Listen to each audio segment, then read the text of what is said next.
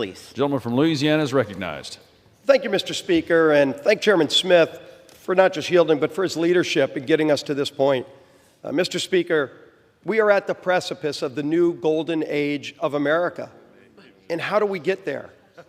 We get there by actually making the right decisions for those hardworking families who have been struggling. You know, if you listen to the people on the other side, Mr. Speaker, who have over and over again said they are against this bill and all the things that are in this bill for hardworking families, you would think the last 4 years things have been going great for middle America. I don't know what parallel universe they've been living in, Mr. Speaker, but we heard the message that the voters sent, who said they're sick and tired of high inflation, of high gas prices, of not being able to fill up their grocery cart because of the spending in Washington for Washington at their expense. And so what does this bill do? It says we're finally going to turn that around and deliver a bill that focuses on families in America. You know, we hear a lot from the other side, Mr. Speaker, about billionaires, tax cuts for billionaires. You go look at this bill. Everybody's had the opportunity to read the bill. They actually read the whole bill on the Senate floor.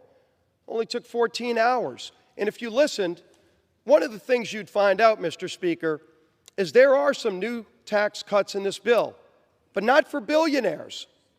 So then it would beg the question, why does the other side keep hiding behind billionaires as their excuse to vote no?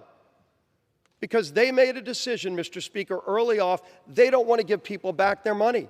They want to keep that power in Washington. That's really what's at stake here. That's the big fight that has been going on for years.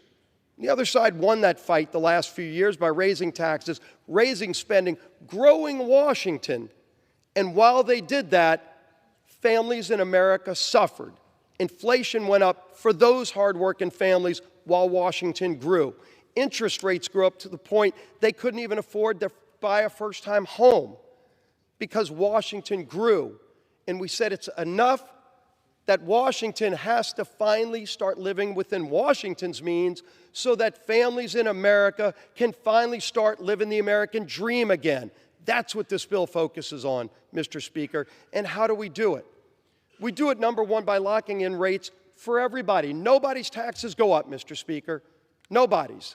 Now, the other side's upset about that, and I understand it, because they don't want just the billionaires to go up, because they know in this bill the income groups that get hit the hardest if a no vote prevails. And we've heard them, they're all going to vote no, Mr. Speaker. But if a no vote prevails, the income groups that get hit the hardest are the lower and middle income groups of America. And they know that. They're watching this vote. And you can say billionaires all day long. But you know what the new tax cuts in this bill are? Because there are new tax cuts. For the waiter and waitress who's working maybe 2-3 shifts at a restaurant, at a diner, barely getting by. That's the new tax cut that we're putting in this bill.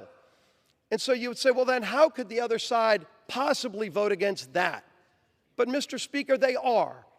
And maybe a focus group told them that if they curse enough and if they say billionaires enough, those families will forget what's actually happening. But they're not going to forget because they're paying attention. You know what the average pay for a worker in America who makes tip money is under this bill? $32,000 a year. That's right. Billionaires aren't even allowed to be eligible for that tax break. But the waitress who's working 2-3 shifts, barely getting by, making $32,000 a year, finally gets a little bit more money. And yes, every Democrat has bragged over here that they're going to vote against that. They don't want that waitress to get that money back in her pocket. But we're going to make sure she gets that tax break, Mr. Speaker, because she's struggling. She maybe wants to put together a college fund for her kid. Maybe she wants to take her family on a vacation. And she's going to have that opportunity when this bill passes.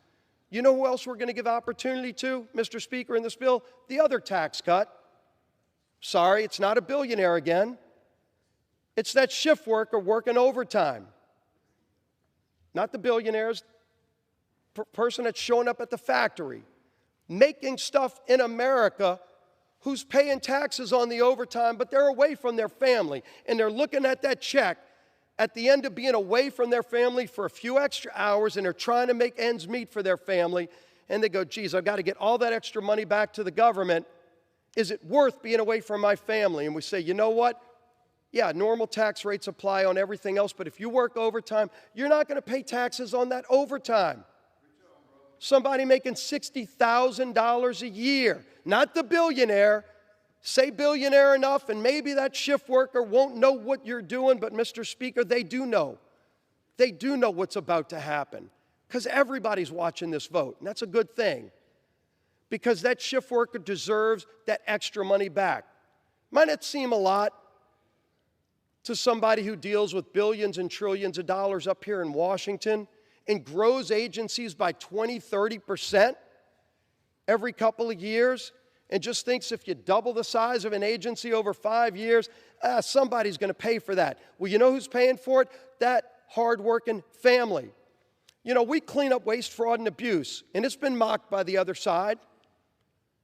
They think it's cool to mock what we're doing to finally root out waste, fraud, and abuse. Let the other party, Mr. Speaker, be the defender of waste, fraud, and abuse in Washington, but we're cleaning it up in this bill. USDA has pointed out that there's about $10 billion a year in waste just in the SNAP program. Fraud, improper payments. Not going to children that you hear about on the floor and not all these other. It's going to improper payments, to fraud. $10 billion a year. But, Mr. Speaker, when you hear about the billionaires and you say, well, how could anybody vote against this bill?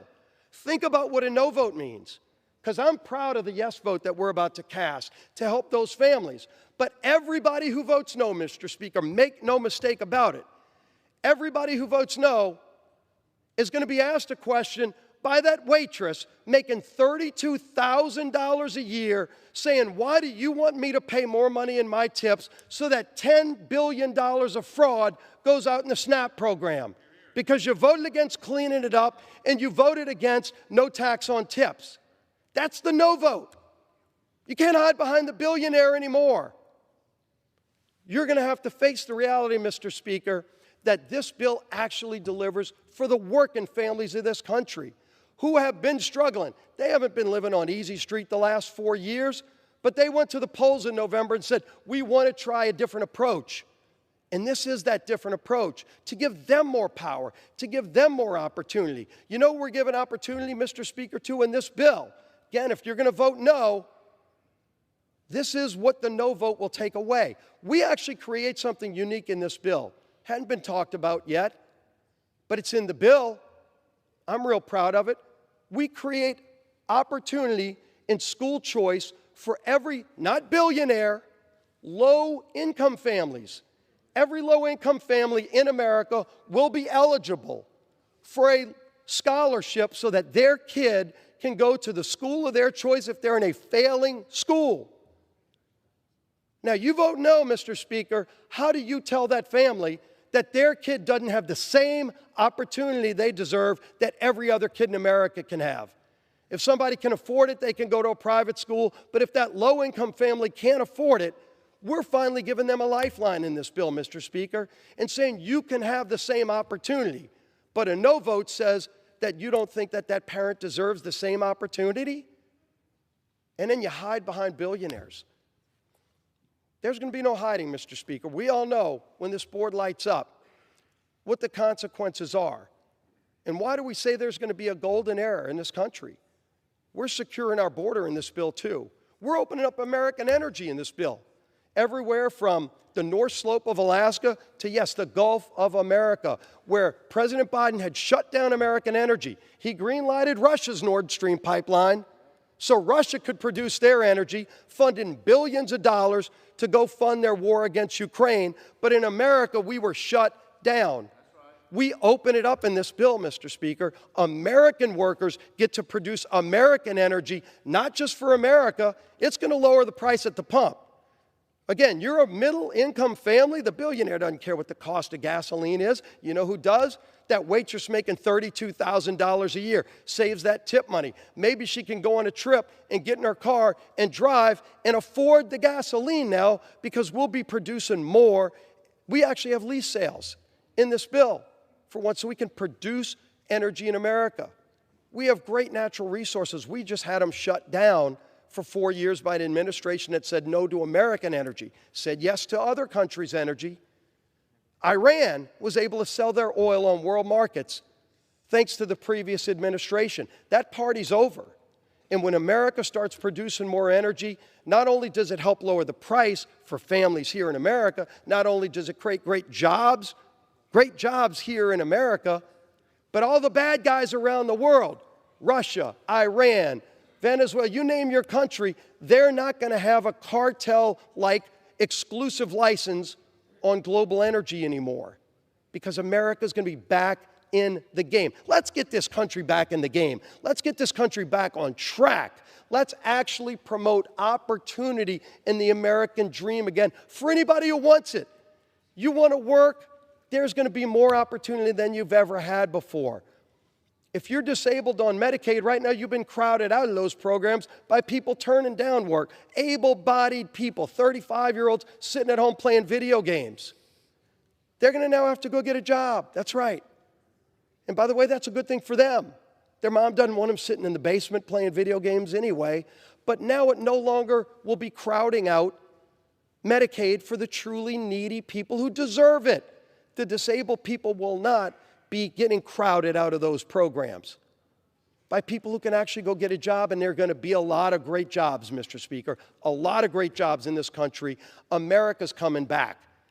You can vote no all day long, and you can hide behind billionaires all day long, but we're going to keep moving forward because this country doesn't sit down in the fetal position. America's ready for a rebirth, and we're going to deliver it. President Trump is at the helm now. It's a new day. World leaders know it.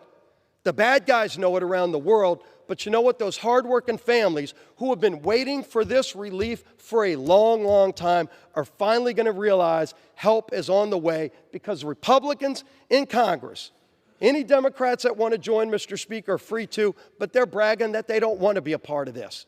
But you know what? The hardworking families of America are hungry for this kind of change.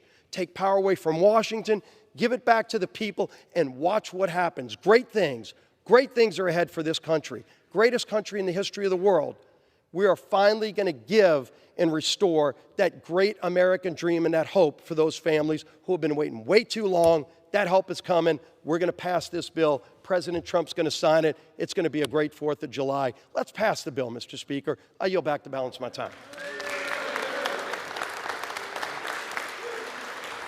Gentleman yields. Gentleman from Massachusetts.